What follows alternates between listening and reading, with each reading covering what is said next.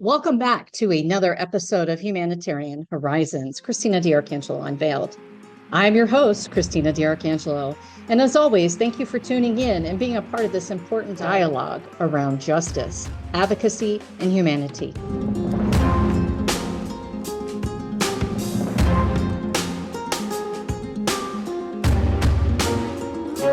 Today, I want to talk about something deeply personal, yet also systematic, something that's not just about my family's experience, but about how our justice system, specifically the probation and parole system in Pennsylvania, is failing victims and enabling offenders to walk freely without accountability. Many of you know my story. You know that my family and I have endured how my mother was abused, how her home was stripped bare, how her possessions were sold in a yard sale, and how I was left to pick up the pieces. I had to pay for all of the damages. I had to buy the furniture, clothes, and even basic toiletries because they had stolen all of my mother's money. She had no money at all. Not only did they steal my mother's money, but they also stole my father's pension and his Social Security. My mother had nothing, literally nothing. The trauma wasn't just emotional. It was financial, physical, and systematic. David Frame and Christopher Roos were the perpetrators of this crime against my mother. And after years of fighting, after the courts finally handed down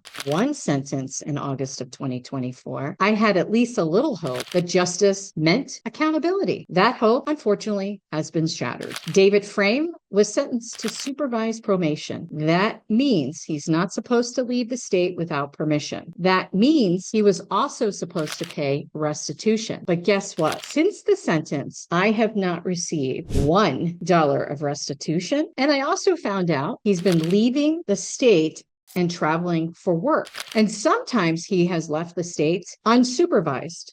They didn't even know that he had left the state. He didn't even check in with them. When I reached out to his probation officer, I was told to call Chester County Probation because they were really in charge. When I called Chester County, I was met with rudeness, dismissal, and a lack of concern, in my opinion. So here I call and let them know what I'm aware of, that I know that David Frame has most likely been violating his probation by crossing state lines. They just didn't seem to care. And worse, I was told that they wouldn't even talk to me about it, and nor would they talk to me about the restitution because I brought that up on the call as well. Imagine that, being the victim's family, and in this case, I became the victim because I'm the only one left, and I'm not entitled to any information, as if the harm that has already been done isn't simply enough. We just keep doing things, right? And that they would disappear after she died. Well, I'm here to tell you they didn't disappear. Not at all. No disappearance. This isn't about David Frame. This is about